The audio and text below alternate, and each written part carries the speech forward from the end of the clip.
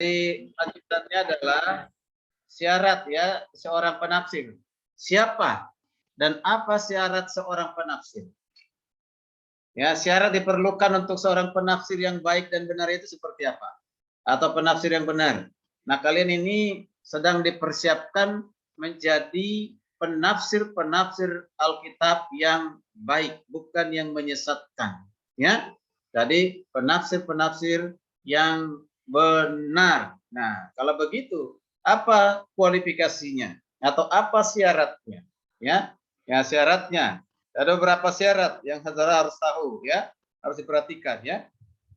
Jadi siapa dan apa syarat penafsir itu? Jadi perhatikan di sini sebelum kita memikirkan metode untuk mempelajari Alkitab itu berhubungan dengan akal atau keterampilan kita, kita harus lebih dahulu memikirkan apa?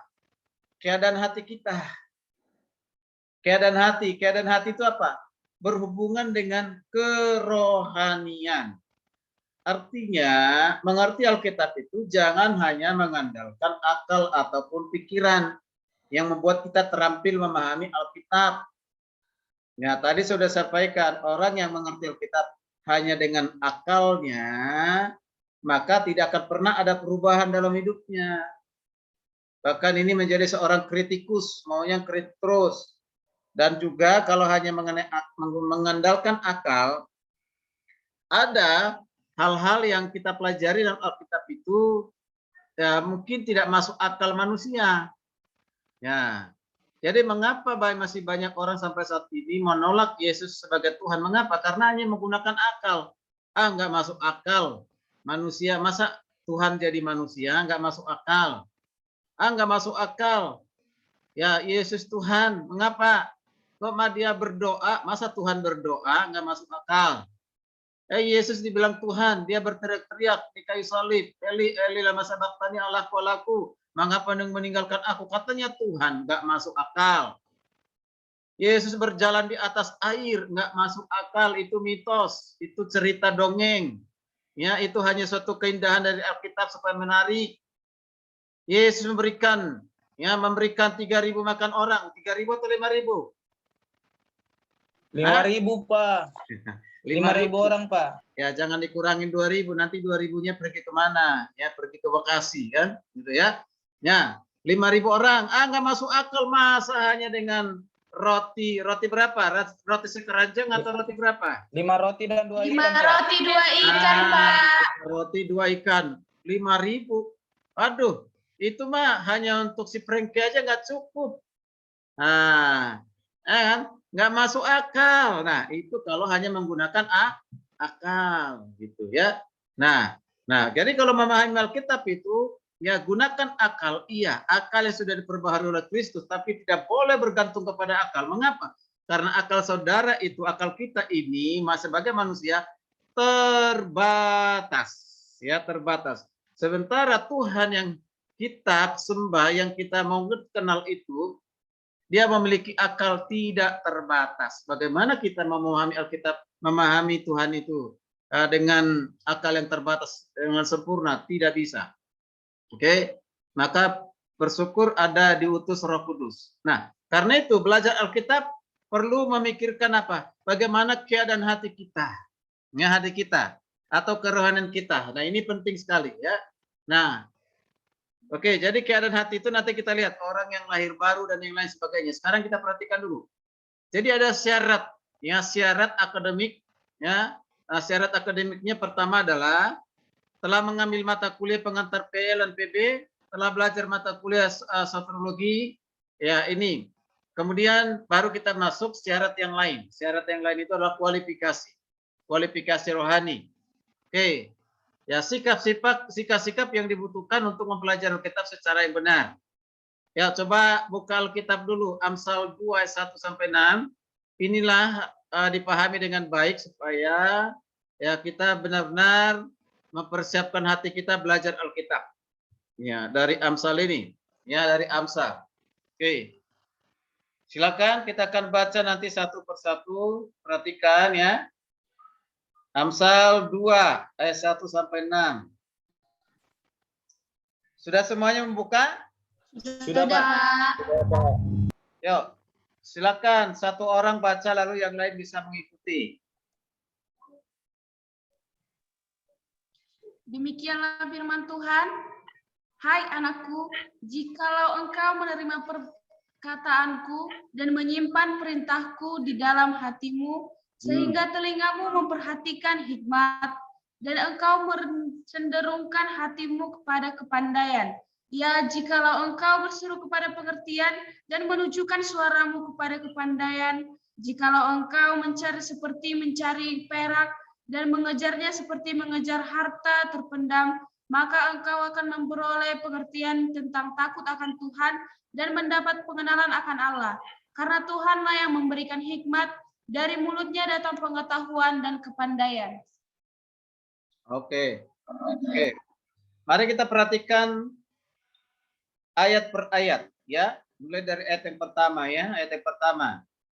Oke, bagaimana sikap belajar, ya. Sikap belajar dan terbuka yang memahami Alkitab. Di ayat 1 dan 2 tadi sudah dibacakan, kata begini, hai anakku, ya jika engkau menerima perkataanku berarti menerima firman, ya, dan menyimpan perintahku di dalam hatimu. Ayat kedua, sehingga telingamu memperhatikan hikmat. Engkau mencenderungkan hatimu kepada kepandaian. Nah, perhatikan. Dari dua ayat ini dapat disimpulkan bahwa sikap yang dimiliki seorang penafsir yaitu adalah sikap yang mau belajar dan terbuka untuk dihajar. Dihajar atau diajar? Diajar, Pak. Ya, sengaja kalian ikuti, ya. Ya, kalau ada yang tidak bersuara, ya barangkali sedang melamun, sedang memasak Indomie di belakang, ya. Oke, jadi ini sikap ini yang pertama ini, ya, sikap mau belajar, terbuka untuk diajar. Jadi memiliki telinga seorang murid yang mau dengar-dengaran, yang membuka hatinya, ya rela membuka hatinya seperti hamba yang rela buka hatinya untuk belajar dan diajar. Jadi sebelum kita mengajar orang lain, ya kita dulu diajar, gitu ya. Oke, nah ini sikap yang pertama. Jadi mau belajar terus. Jadi ada kemauan yang keras untuk belajar, ya, ada kemauan. Lalu yang kedua adalah coba tadi yang sudah dibaca di ayat ketiga tadi. Di ketiga apa tadi diulang dulu? Ini baca yang ada muncul di PowerPoint. Yuk. Ya, jikalau engkau berseru kepada pengertian dan menunjukkan suaramu kepada kepandaian. Ya, maksudnya apa? Ya, kita tidak dapat memahami Alkitab itu hanya mengandalkan kemampuan kita sendiri. Ya, kemampuan kita sendiri. Jadi harus bergantung kepada Tuhan untuk mengerti firman-Nya. Ini kan firman Tuhan. Nah, bagaimana kita bisa mengerti firman Tuhan? Ya harus bergantung kepada pemilik firman. Itu ya, pemilik firman siapa? Yaitu Tuhan. Tuhan, apa sih maksudmu tentang ayat ini? Ya, kita harus berseru, ya, berseru kepada Tuhan. Mohon pengertian, mohon pemahaman, mohon hikmat dari Tuhan, ya. Itu sikap yang kedua. Jadi untuk mengerti firman Tuhan dengan benar kita perhatikan di sini. Jadi ini aplikasi dari sikap berkebentungan dengan Tuhan. Ya, pergantungan dengan Tuhan itu diawali dengan seseorang penafsir itu pastikan orang itu sudah lahir baru. Ya, sudah apa? Sudah lahir, Pak? Lahir baru. Lahir baru, Pak. Ya, lahir baru. Ya, coba baca dulu 1 Korintus 2 ayat 14-15. Demikianlah firman Tuhan, 1 Korintus 2 ayat 14 dan 15. Tetapi manusia duniawi tidak menerima apa yang berasal dari Roh Allah, karena hal itu baginya adalah suatu kebodohan, dan ia tidak dapat memahaminya, sebab hal itu hanya dapat dinilai secara rohani. Tetapi manusia rohani menilai segala sesuatu, tetapi ia sendiri tidak dinilai oleh orang lain. Oke. Dari nas yang sudah dibaca tadi, kalian perhatikan ada 3 golongan manusia di dunia ini. Ya, ada 3 golongan manusia di dunia ini. Golongan yang pertama itu adalah manusia duniawi. Ya. Golongan yang kedua adalah manusia rohani. Ya. Lalu golongan yang ketiga adalah orang Kristen duniawi. Ya, orang Kristen duniawi. Nah, tadi golongan yang pertama adalah manusia duniawi. Berarti siapa itu manusia duniawi? Ya, adalah orang-orang yang tidak percaya. Makanya kalau mempertuhankan Yesus dianggap itu orang bodoh, orang sesat, orang kafir gitu kan. Nah, itu ya. Nah, kemudian manusia rohani. Siapa itu manusia rohani? Adalah yang sudah percaya menerima Yesus sebagai Tuhan Juru Selamat, artinya sudah mengalami lahir baru dan sungguh-sungguh hidup di dalam Tuhan. Itu orang yang lahir baru. Kalau dilihat nanti ada perubahannya. Nah, kemudian yang ketiga tadi apa? Golongan yang mana? Orang Kristen duniawi. Yang mengaku-ngaku sebagai orang Kristen. Ya, orang Kristen tapi hidupnya duniawi. Ya, tidak ada bedanya dengan orang-orang yang tidak percaya. Masih duniawi. Ya itu. Nah, orang yang seperti ini tidak mungkin mengerti memahami Alkitab dengan baik. Nah, jadi mana yang bisa? Ya mana? Golongan mana? Golongan mana yang bisa mengerti Alkitab dengan baik dan benar? Golongan yang mana? Golongan rohani. Iya, betul. Mengapa? Karena sudah lahir baru. Lahir baru di dalam. Ya, betul. Kalau sudah lahir baru berarti diberikan apa? Dikaruniakan kepadanya apa? Roh pengertian. Ya, Roh Kudus.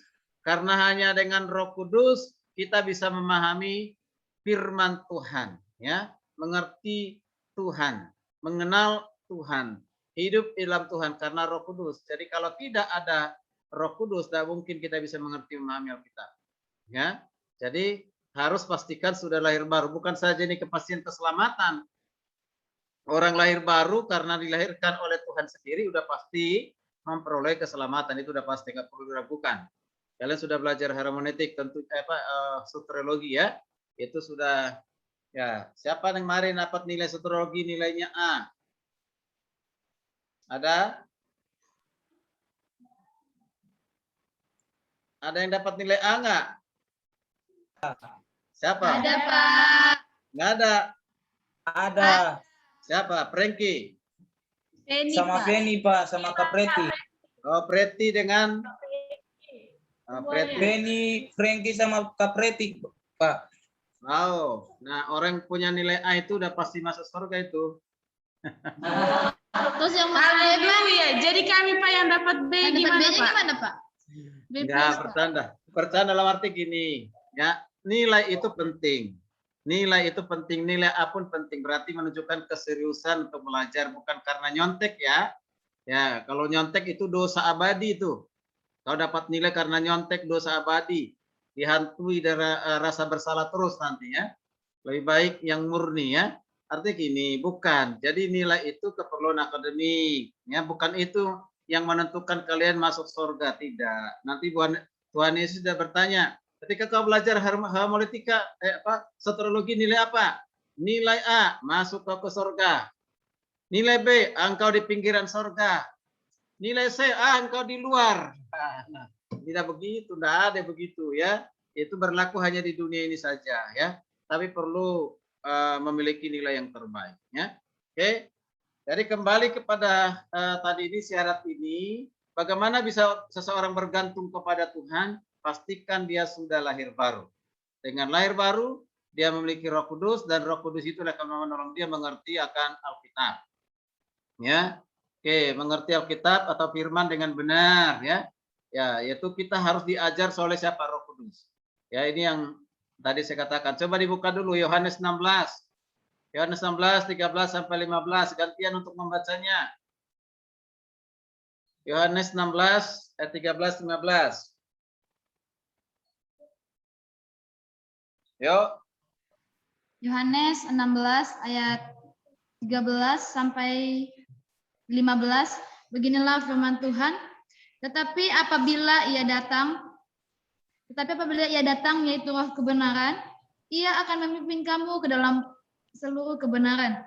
Sebab ia tidak akan berkata-kata dari dirinya sendiri, tetapi segala sesuatu yang didengarnya, itulah yang dikatakannya, dan ia akan memberitakan kepadamu hal-hal yang akan datang.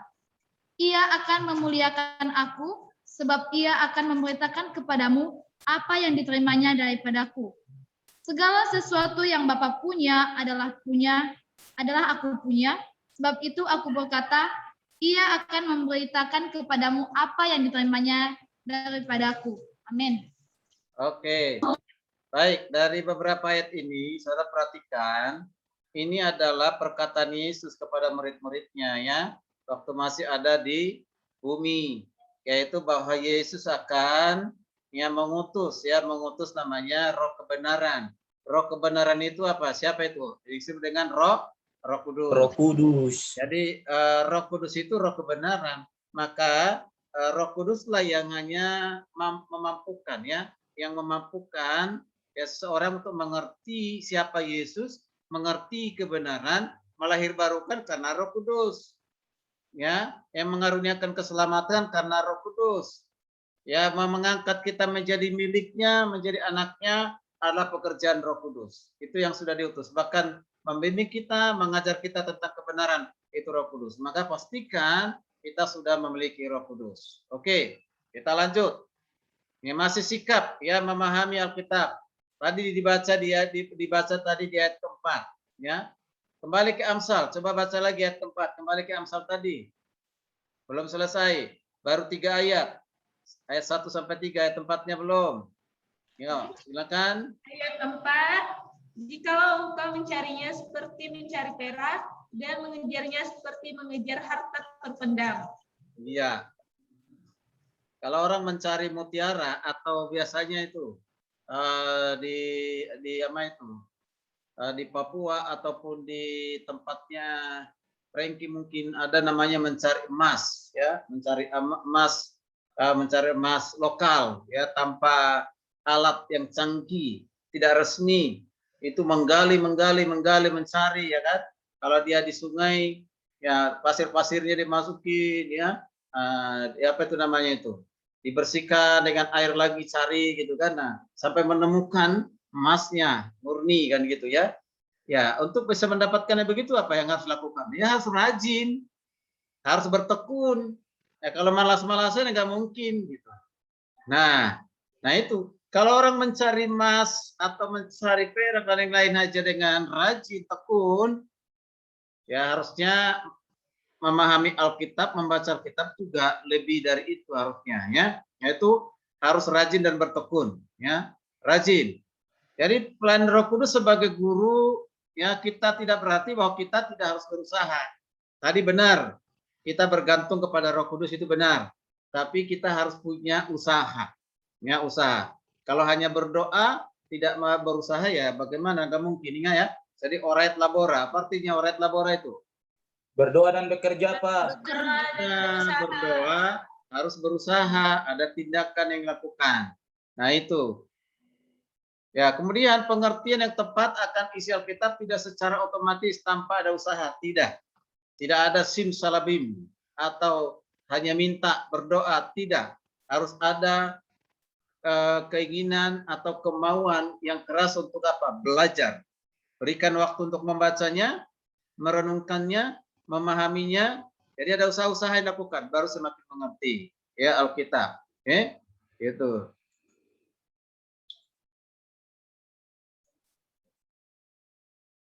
Yang berikut kualifikasi yang lain, kualifikasi seorang penafsir. Apa yang keempat? Apa? Hati yang lapar. Hati yang lapar. Ada yang lapar pada saat ini? Ada? Di antara kalian yang lapar? Ada? Kalau lapar biasanya cari apa? Makan, Pak. Nah, kalau sudah dicari, dilihatin, dilototin langsung kenyang ya? Dimakan, Pak. Harus ada usaha. Dimakan ya. Nah, jadi kalau ada yang malas-malasan makan, nah itu akan terjadi apa? Apa yang terjadi kalau orang malas makan? Sakit, Pak. Sakit kurus, Pak. Kurus, ya kurus kering. Ya tidak ada semangat hidup. Itu kan. Nah itu kalau tidak makan secara jasmani. Nah, apalagi kalau tidak makan secara rohani, tidak punya rasa lapar, tidak punya rasa haus, bagaimana kita mau bertumbuh? Bagaimana kita mau jadi kuat? Gitu ya. Nah, itu. Nah, makanya perlu memiliki hati yang lapar. Jadi kalau mau memahami Alkitab itu benar-benar ada kerinduan. Ya, seperti nyanyian yang sering kita nyanyikan itu. Ya, apa itu? Seperti apa? Seperti buaya atau seperti apa? Hah? Seperti rusa, Pak. Oh ya, jadi seperti rusa ya. Jadi bukan seperti kancil ya, bukan ya? Bukan, Pak. Nah, oke, bukan seperti kancil. Kenapa dikatakan seperti rusa? Pernah kalian tahu itu kenapa seperti rusa? Itu kan dikutip dari perkataan siapa? Pemazmur. Pemazmurnya siapa? Siapa pemazmurnya? Daud. Ya Daud, karena di Mazmur itu bukannya Daud ya, ada Salomo, ada Daud, ada Bani Asaf, ada banyak yang lainnya ya. Tapi khusus untuk itu seperti rusa merindukan air. Demikianlah Jiwaku Karena haus. jiwaku merindukan engkau. jiwaku ya rindu ya, jiwaku haus akan engkau. Akan engkau. Ya akan engkau. Ya tuh begitu ya. Nah, apa hubungannya itu? Apa hubungannya? Ya rusak dengan ya rindu haus akan Tuhan. Apa hubungannya? Kenapa disebut salah satu binatang? Namanya rusak. Bukan rusak ya, rusak. Ya. Mengapa? Septi mau ngomong tapi nggak dibuka itunya. Hah? Oh, menurut saya, Pak, apalagi pernah nonton video tentang kehidupan rusa, ketika dia haus itu dia pasti mencari sumber mata air untuk minum, Pak.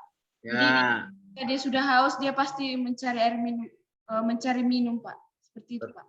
Oke, betul. Ada yang lain? Ada yang lain? Oke, jadi gini. Itu latar belakangnya. Ya sebenarnya Daud itu pada saat itu sedang ada di perasingan atau diasingkan. Karena dikejar-kejar oleh Saul ya, Saul. Jadi dia ada satu gua, di dalam gua itu dia menulis banyak mazmur. Dia merindukan bait Allah, merindukan ya. Ya, merindukan kembali melakukan hal-hal yang sudah biasa dilakukan. Nah, dia berarti dia pernah melihat rusa juga, ya rusa. Rusa yang haus pasti mencari air minum dimanapun air minum itu. Artinya gini, sejauh manapun sumber air itu, dia akan tetap tempuh. Itu ya. Kalau ada tantangan hambatan untuk mencapai menuju kepada air sumber air itu, dia tetap tempuh. Nah, makanya kalau pemburu rusa itu biasanya ya mereka tidak pergi ke hutan-hutan, ya ke hutan-hutan, ke hutan yang lebat itu enggak. Mereka cari apa? Cari sumber air. Kalau dia tahu di lingkungan itu sudah ada rusa, mereka enggak langsung pergi mencari rusa. Mereka menunggu di sumber air di mana rusa jam-jam berapa, misalnya jam sore ya setelah mereka makan, cari air. Disitulah ditunggu dari jauh. So, itu pemburu yang berhikmat itu ya. Di situ. Nah, datang. Udah jamnya baru. Nah, itu ya. Tadi sekalipun dia nggak tahu kalau di situ ada tantangan, ada musuh, dia tetap datang. Artinya apa? Kalau aplikasinya bagi kita ya, berhubungan dengan memahami Alkitab, yaitu harus punya tekad, punya rasa haus, lapar akan kebenaran. Jadi ketika baca Alkitab itu benar-benar karena ingin menemukan mutiara, karena mengerti firman Tuhan begitu. Jadi membacanya akhirnya tidak asal-asalan, ya hanya lewat begitu saja, gitu. Tadi saya katakan sekali lagi, saya ulang ya, tanpa memiliki rasa haus dan lapar akan kebenaran firman Tuhan, tidak mungkin kalian bisa mengerti Alkitab dengan baik dan benar. Oke. Jelas ya, itu penting sekali. Jadi menafsir firman Tuhan, ya firman Tuhan tidak dilakukan sebagai suatu hanya karena kebiasaan atau karena kebetulan atau karena sampingan. Jadi seperti kalau baca Alkitab jangan sambil masak di dapur ya serama ya, jangan ya. Jadi masak ya masak ya gitu. Jadi belajar Alkitab ya belajar gitu ya. Ya, tidak pernah Pak, kok Bapak bilang begitu. Nah, iya tidak pernah. Hanya mengingatkan aja ya. Setia dengan teman-teman ya. Oke. Tadi jadi sekali lagi, maka dikatakan tanpa kerinduan seorang penafsir tidak akan sampai kepada kepuasan untuk menikmati berkat rohani dari firman Tuhan. Itu. Kalian tahu makanan itu enak, enak banget gitu. Baru mencium baunya, ngacium baunya. Oh, enak banget ya. Padahal belum dimakan kok tahu enak gitu. Karena dari rasa harumnya mungkin wanginya kan gitu ya. Enak gitu. Ya, lalu nggak dimakan. Ya, nggak dimakan, menikmati nggak? Hah? Ya enggak kan? Tidak, Pak. Tidak, Pak. Ya, ya harus dinikmati gitu. Jadi seperti itu juga kita dengan firman ya memahami Alkitab. Jadi kerinduan itu penting sekali. Ya, kerinduan akan didapatkan apabila ia percaya bahwa firman Tuhan memberikan makanan bagi kehidupan rohani. Jadi kalau disingkat itu adalah makaroni. Makaroni. Apa itu makaroni? Makanan rohani. Nah, ya itu dia, makanan rohani, makanan roh kita ya. Oke, jadi ini yang penting. Coba baca dulu 1 Petrus 2 ayat 2.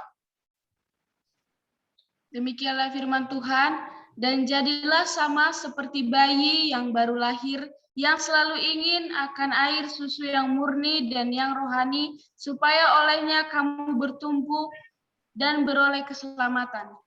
Ya, siapa di sini lahir langsung besar, langsung kuliah? Ada nggak? Tidak, Pak. Ada bayi ajaib gitu ya.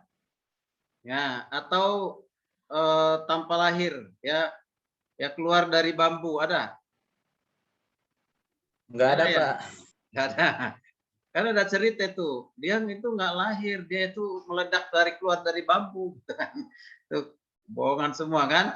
Artinya apa? Maksud saya di sini ya seseorang ya di dunia ini dia harus mengikuti namanya proses lahir. Ya lahir, yaitu lahir menjadi apa? Bayi. Ya bayi. Ada apa dengan bayi? Ada apa dengan bayi? Kalian pernah jadi bayi nggak? Pernah, Apa? Pernah. Masih ingat ketika bayi? Tidak. Yang lebih mengingat kita pada saat kita bayi siapa? Orang tuh? Mama. Orang tua. Ya Pak, mama terutama ya. Ya mama. Kita sendiri nggak tahu. Setelah diceritakan, dulu kamu itu ya Prengki, waktu kamu masih bayi, ya rewel banget, ya kan?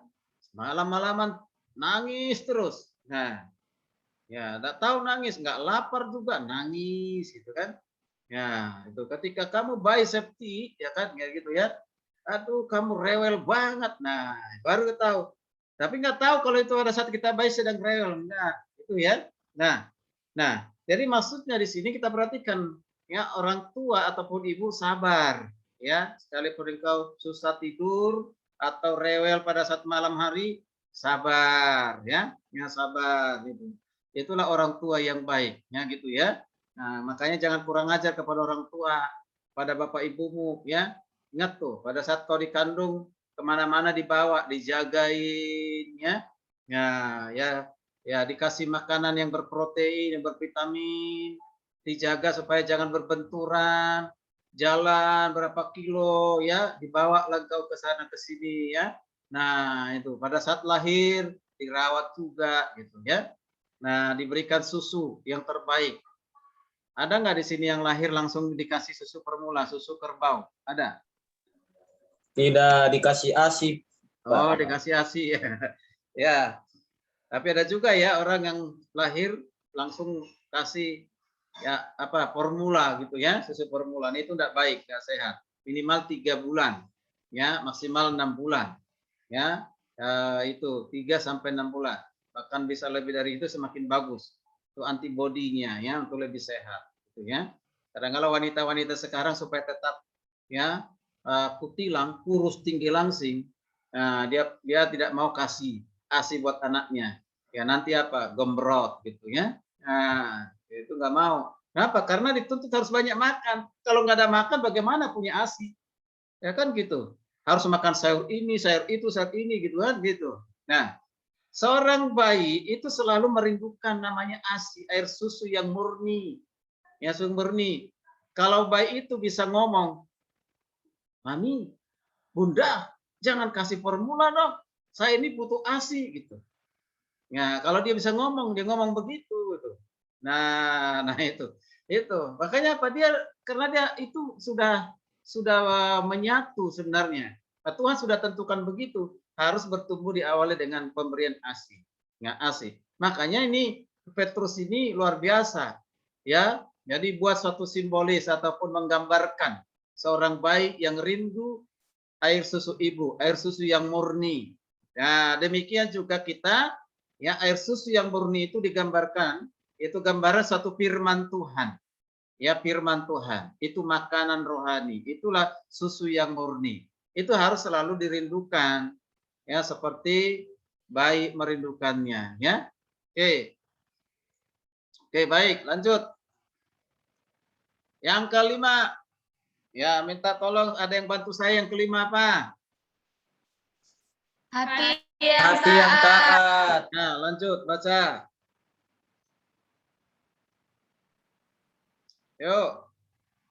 Alkitab adalah Otoritas tunggal, tertinggi dan mutlak bagi iman dan kehidupan pengikut Kristus. Oleh karena itu firman Allah menuntut ketaatan apabila tidak ada tekad untuk melaksanakan apa yang kita pelajari dari firman Tuhan, maka tidak akan Tuhan akan membukakan lagi pada kita. ya memiliki sikap hati, belajar, membuka telinga, ya mau menyediakan waktu, memiliki rasa haus dan lapar itu bagus. Harus, tetapi kalau hanya sebatas itu maka nggak ada gunanya. Jadi harus menaati apa yang kalian sudah temukan, kalian gali, mengerti Alkitab itu. Harus taati artinya harus lakukan. Kalau enggak percuma, sia-sia, ya, sia-sia. Orang ada gunanya, ya, itu. Jangan dong gunana, apa bahasa Bataknya itu ya. Nah, jadi Dangadong lapatan apa? nah, dangadong lapatana. Nah, ini bahasa Bataknya jadi berpasir-pasir jadinya. Ya. Itu. Enggak ada itu lapatan, enggak ada gunanya itu, ya. Apa itu bahasa Ambonnya apa? Prengki. Atau apa? Sio-sio. Kok sio-sio itu bahasa apa itu sio-sio? Ya. Ya, lanjut. Oke, nah kita perhatikan ayat kelima dan 6 yang sudah dibaca tadi, yang dikatakan sikap yang positif dan optimis memahami Alkitab. Kalau kita pertama, ini kesimpulan dari ayat ini. Pertama terbuka untuk belajar. Ya, siapkan telinga kita, siapkan hati kita. Yang kedua, yaitu bergantung. Bergantung siapa tadi? Bergantung kepada siapa? Bergantung kepada Firman-Nya, Tuhan, Pak. yaitu Ya, Tuhan. ya bukan bergantung kepada dosen hermeneutik, bukan ya. Ya bergantung Bukan, kepada Pak. Tuhan melalui kuasa Roh Kudus. Lalu yang ketiga, harus Rajin. Ya, harus rajin. Ya, harus rajin untuk membaca Alkitab berulang-ulang. Lalu yang keempat, lapar. Ya, rasa lapar dan haus akan kebenaran firman Tuhan. Dan yang terakhir, Taat. Ya, jadi ini sikap positif dan optimis yang harus ada pada kita. Kalau ini ada pada kita, maka hasilnya apa? Maka akan mendapatkan pengertian. akan mendapatkan pemahaman, ya pemahaman. Di ayat kelima dan 6 tadi ya. Jadi miliki keterbukaan, bergantung, rajin, lapar, taat, maka kita akan mendapatkan pengertian atau pemahaman yang baik akan kebenaran firman Tuhan. Oke. Sementara sampai di situ dulu. Ya, barangkali ada yang mau ditanya sambil saya minum ya. Ya.